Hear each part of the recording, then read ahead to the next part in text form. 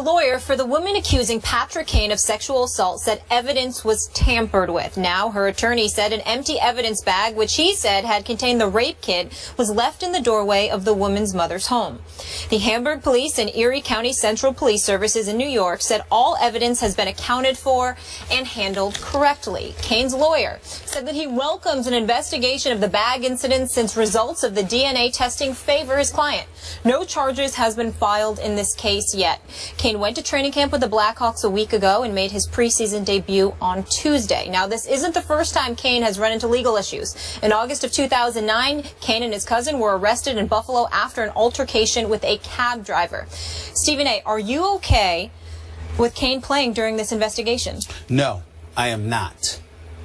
But it would happen to be because of the absence of an uproar over Patrick Kane. Now, let me be very, very clear. To my knowledge, he has not been charged. We understand that. He has not been charged. He has not been charged. Yes. That is entirely different from Ray Rice, who was charged. It is entirely different from Greg Hardy, who was charged. But to me, that's a legal issue as it pertains to law enforcement and what have you. My indictment is not against them. It would be against Patrick Kane if he is guilty of such acts. Yeah. He definitely needs to be in jail. If he is innocent of such allegations, then my apologies for even bringing up this subject, because it puts him in a national spotlight even more so. And if he is innocent, he doesn't deserve that. If he is innocent. Having said that, my issue pertains to this. The National Hockey League, men's tennis, the PGA have no domestic violence policies whatsoever. But everybody was up in arms when Ray Rice and Greg Hardy went down. Major League Baseball, which was sparked by the whole Ray Rice fiasco, suddenly implemented its own domestic violence policy. But according to numerous reports, numerous major leaguers over the years have been accused of or charged with domestic violence. And in the last quarter century, however, none has been punished on a league level. So let's add Major League Baseball to that list. Okay. Major League Baseball, even though they have a policy, okay, didn't have one. No league level, ramifications came down on players or managers, by the way, okay, because Bobby Cox, formerly of the Atlanta Braves, certainly had his issues. Nothing with the PGA, nothing with tennis, nothing with the National Hockey League. Does anyone see a pattern here? These are predominantly white-dominated sports. But when it comes to the National Football League and when it comes to the National Basketball Association, everybody is up in arms talking about there's an epidemic going on. Let's address it. Now, let me be very, very clear. I am a black man, unapologetically. I have never been involved in domestic violence in my life. I have never put my hands on a woman in my entire life. And I'm here to vouch for a vast majority of players in the National Football League and the National Basketball Association who happen to be black, who have never done such things. But when you see the few incidences that have taken place, and you see the uproar, and you see a nation standing up and saying this is a problem that we have to address, to the point where Roger Goodell's job was supposed to be on the line until the owner stepped up and said, we think he's doing a fine job, compelling Adam Silver to then step in and to make sure that something was implemented as it pertained to that, and that was publicized. You had two leagues in the United States of America that had to stand up front and center and say, this is definitely an issue that we will address. We have given it the attention that it deserves. But you have a guy who is a star in the National Hockey League who is being accused of such things, not charged, I understand that, but is being accused of such things. And I don't see an uproar. I don't see, I'm not saying it hasn't been reported. ESPN has reported it on SportsCenter. Yeah. Various publications have written about it. I'm talking about the public uproar when it comes to this. And I'm going to repeat this again. The National Hockey League, the Tennis Association, the PGA, and until recently, Major League Baseball, predominantly white sports, little to nothing going on here. We even have Gary Bettman on the record, Skip Bayless, on the record.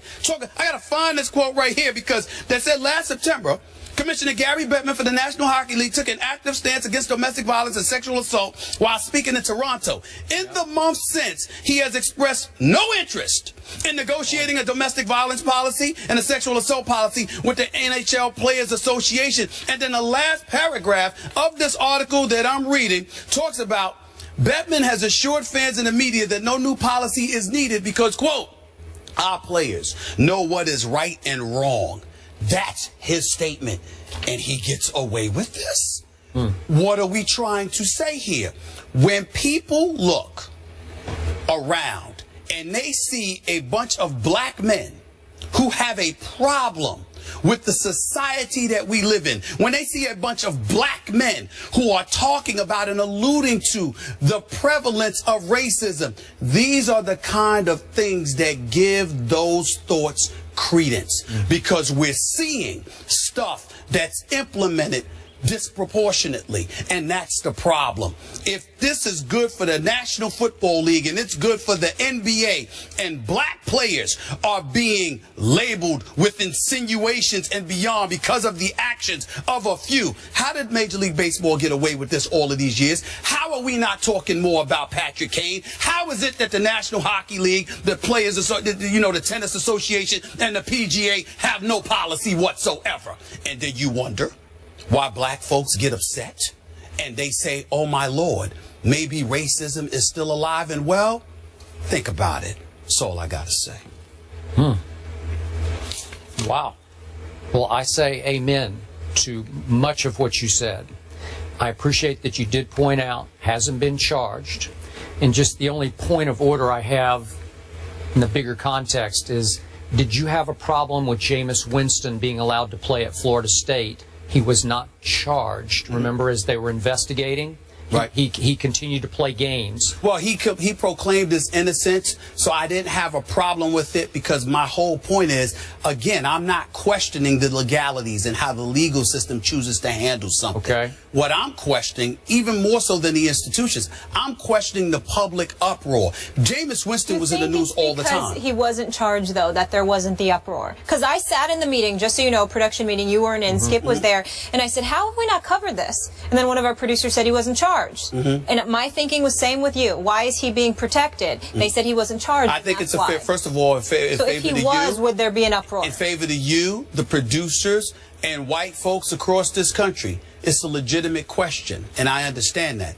I'm talking about the public outcry, because the mere insinuation in this day and age seems to create an uproar, but it seems more prevalent when it comes to young black males. And that is what I am saying. That's what I'm talking about. I'm not talking about how it's handled in terms from a legal perspective. I do understand that. And institutions and franchises to some degree have to protect itself. But the leagues could do something if they were so inclined. But the NFL and the NBA feels compelled. Major League Baseball just followed suit after a quarter century of doing nothing. And we've got 3 major organizations that haven't done anything. That's a problem. Clearly, hockey is living in the past here. Hasn't caught up to the times, in part because there hasn't been the outcry that you talk about, the outrage. But why is that in the larger issue? Well, clearly hockey in the United States, is it fair to say, is not as popular as football, basketball, and baseball? That's fair. Right? So has there been some outrage expressed in the city of Chicago? I think there has. And I think ESPN's Sarah Spain has expressed outrage publicly. She has, and I applaud her for and that. Christine Brennan wrote about it today in USA Today. About the great Christine Brennan. I mean, come on now. I am so with you. Patrick Kane, there should be a policy in place whereby he was suspended with pay. I'm okay with pay. Suspended with pay through this investigation. Can we make a case that he's getting preferential treatment in his hometown of Buffalo here? You could make that case given what you set this up with. And her attorney is now said, the victim's attorney, or the accuser's attorney is saying that, hey, this is a classic case of why so many victims are hesitant to come forward the way she's being treated right now. I don't know the details of it, but I get all this. That's why there should be a policy in place, and he should have been suspended from the start. But this is a hockey problem. I'm not sure it's a race issue as much right now. What we're talking about is a hockey issue. Is that fair to say? Well, not for me, because I don't blame you for taking that position, but not for me, because what I'm seeing and what a lot of black males are seeing is that to some degree, black men could potentially be stereotyped by the actions of a few. That's fair. So it's incredibly important to us that when something else happens that doesn't involve black men, but it involves criminal activity, that gets highlighted and illuminated just as much, so we can understand it is a problem across the board, not just when it's pertaining to young black men, because you don't want to give that impression, because we got young black men on the come up who are obeying the law and are acting like civilized citizens, who are good young men who don't deserve to be stereotyped. Okay, fair enough. Great. Now, help me here, educate me to this question, because I don't know the answer to it. What would really be glaring, and since you brought it up, hockey has about 5% of its players are black out of, 600. So that's 30 out of 600. That's give or take a couple. Okay? 5%. I didn't know it was that much, but go ahead. So if one of those players had immediately been suspended with pay during an investigation, and then Patrick Kane wasn't suspended during an investigation, you could certainly cry race there, right? But that hasn't happened. That's not your point. That's right. Are you with me? I'm totally with you. I mean, that would be glaring. That would just be outrageous within the sport of hockey. I'm not accusing hockey of protecting one of its own while throwing another of its own to the wolves. They have obviously, an absence of sensitivity to some degree as it pertains to this issue as a league. I believe that in this day and age, the PGA can be accused of the same thing based on the fact that they have no policy. And the ATP. What I'm trying to say, however, is this.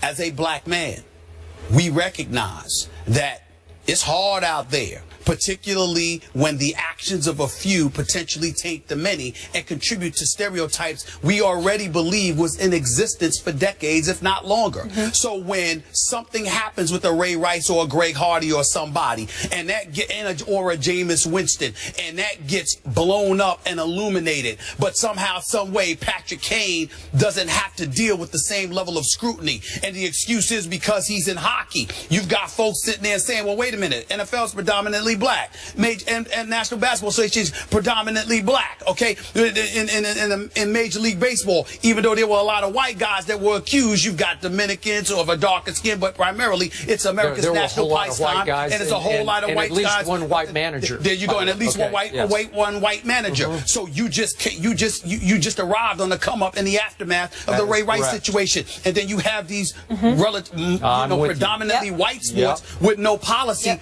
Let's make sure we understand here. Black folks are watching, and they're saying, excuse me, are we doing things and they're not? Or are we just the ones getting caught, meaning the few who did, while we're glossing over others who have done it? My props to Christine Brennan and Sarah Spain and all of them for bringing attention to it, because it's clearly not a race issue. But you have people that might interpret it as such when we only hearing black men being talked about. I love what you said. This is a major reason I love doing this show with you, that you have the courage to step up to that plate and take that kind of stand. I respect that. Thank you. Thank you. Stephen A., fair to say that the NFL, is a reactionary league? Yes. Yes, so hopefully maybe there's some reaction from these other leagues. Maybe they'll as well, learn to copy the policy, NFL. Right? Yeah, maybe so. All right. Up